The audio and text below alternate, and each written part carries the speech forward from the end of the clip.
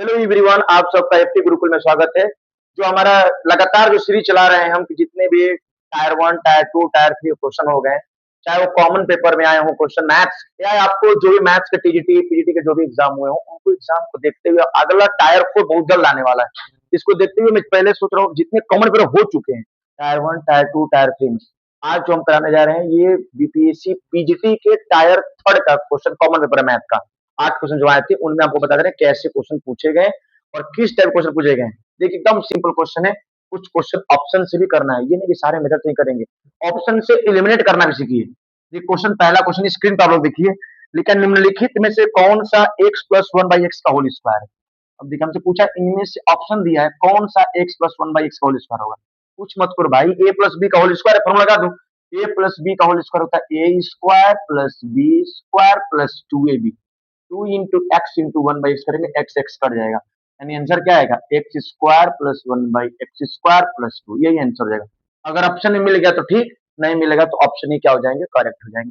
ये चार जो ऑप्शन दिए आपको एग्जाम में दिया था उसमें से कोई ऑप्शन नहीं मैच करे तो इसका ई ऑप्शन हो जाएगा, उपयुक्त में से कोई। ठीक है, आइए नेक्स्ट क्वेश्चन स्क्रीन पे देखते हैं। लिखा है कि एक लेख सीपी से 10% अधिक पर और यदि 10% की छूट की अनुमति दी तो निम्नलिखित में से कौन सा सही होगा। इसमें से ये भी ऑप्शन है, आपसे दिया कि 10% अधिक है, यानी 10% हम कह रहे हैं इंक्रीज हो गया, एक तरह से समझिए।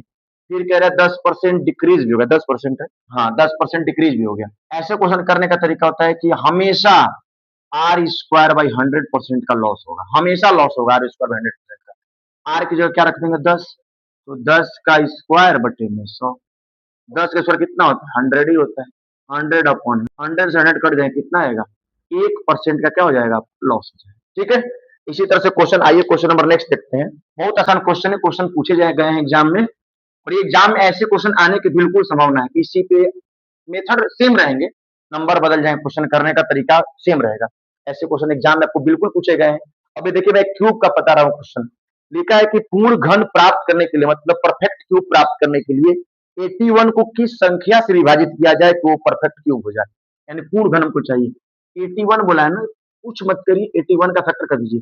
81 का करेंगे तो 3 जा 9, 3 जा 27, 3 जा 81।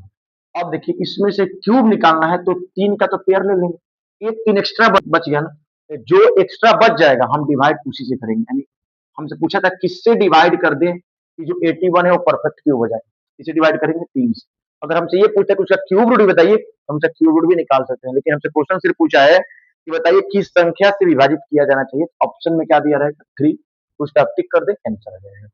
ठीक है, आइए क्वेश्चन नंबर नेक्स्ट देखते हैं। स्क्रीन पर क्वेश्चन नेक्स्ट देखिए, लिखा है कि दो कुल संख्याओं के बीच का अंतर 66 है। अब देखिए संख्या हमको नहीं पता है संख्या क्या है, लेकिन इतना दिया है कि दो संख्याओं के बीच का अंतर 66 है।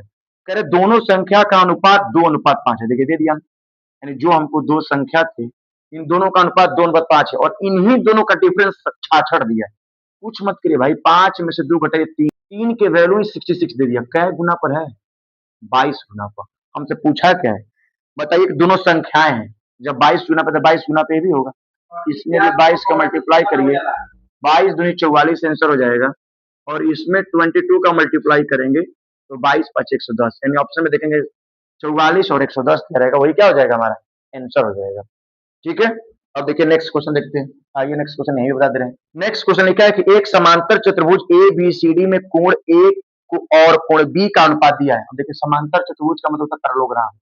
अब इसे मान लीजिए, मैं बता दे रहा हूँ आपको, ये मान लीजिए पैरेललोग्राम है, ये ए है, ये बी है और ये सी है और ये डी है। बोला है कि इसका और इसका एंगल का रेशियो दिया है, ए और बी का रेशियो कितना दिया, 1:2 दिया है। अगर ये एंगल 1 है तो ये एंगल 2। हम जानते हैं कि जब कोई भी पैरेललोग्राम होगा तो उसके एडजेसेंट एंगल का सम 180 डिग्री होता है। यानी हम कह सकते हैं कि angle A plus angle B की वैल्यू कितनी हो जाएगी, 180 डिग्री। ये पैरेललोग्राम की प्रॉपर्टीज है। अगर जब तक आपको ये नहीं याद रहेगा तो आप ये क्वेश्चन नहीं कर पाएंगे। तो हमको दिया क्या है कि इन दोनों का सम कितना होता है, 180।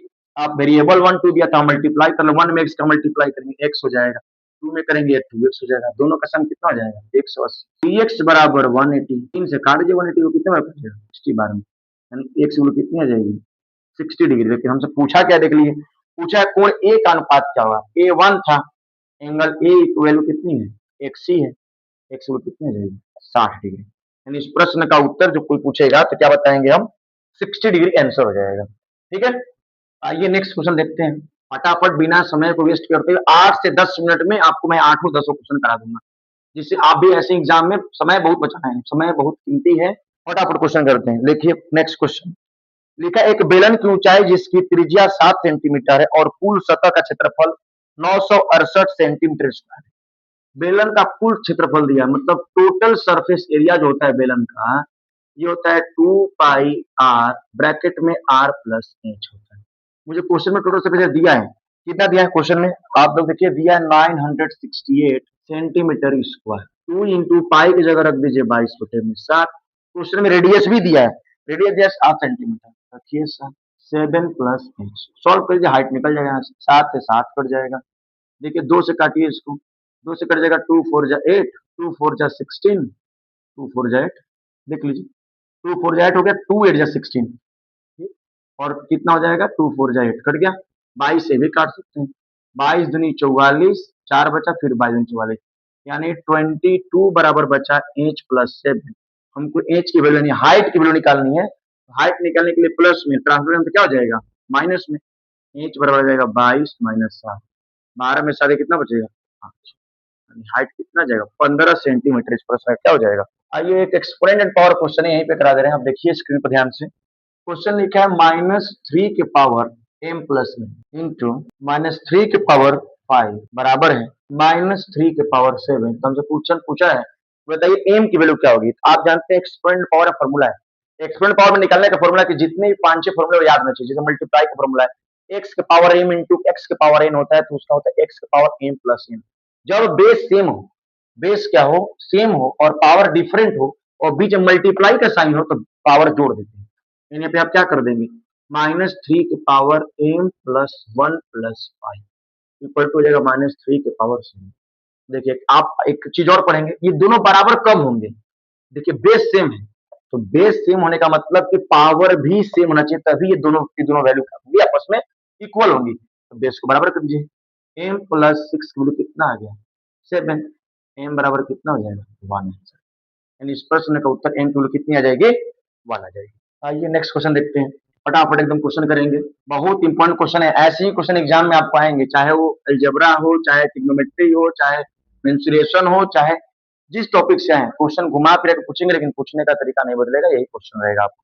ठीक है, देखिए क्वेश्चन लिखा है, यदि x और y व्युत्क्रमानुपाती हैं, व्युत्क्रमानुपाती मतलब कि इनवर्स प्रोपोर्शनल, हम कह रहे हैं x और y कह रहे हैं व्युत्क्रमानुपाती, मतलब x और ये y, अगर हम इन दोनों को मल्टीप्लाई करेंगे तो x लिखा ना, लिखा है कि y बाई एक्स स्थिरांक आएगा, माने y बाई एक्स की वैल्यू क्या कांस्टेंट आएगी, y बाई एक्स की वैल्यू क्या x बटे y की वैल्यू कांस्टेंट आएगी या x y कांस्टेंट आएगी। तो हम कहें कि अगर मान लो हम इन दोनों को बराबर करते हैं, तो अगर इंटू करेंगे तो x इंटू वाई की वैल्यू 1 आएगा, मतलब x इंटू वाई की वैल्यू कांस्टेंट आएगी। यानी अगर ऑप्शन में चेक करेंगे तो ऑप्शन 2 जो लिखा है आपका x y equal to constant, तो वही ऑप्शन क्या हो जाएंगे हमारे, करेक्ट हो जाएंगे। ठीक है, यही आपके क्वेश्चन थे, लगभग आपके 8 क्वेश्चन थे ये, आठों के आठों मैंने बता दिया आपको, इसमें से देख लेते हैं और कोई क्वेश्चन छूटा नहीं, यही 8 क्वेश्चन थे आपके। बाकी कोई भी क्वेश्चन में आपको प्रॉब्लम होंगे, जो भी क्वेश्चन में दिक्कत होगा आप हमसे पूछिए, कोई भी दिक्कत होगा कमेंट करिए, आपको क्वेश्चन का जवाब दिया जाएगा। Thank you.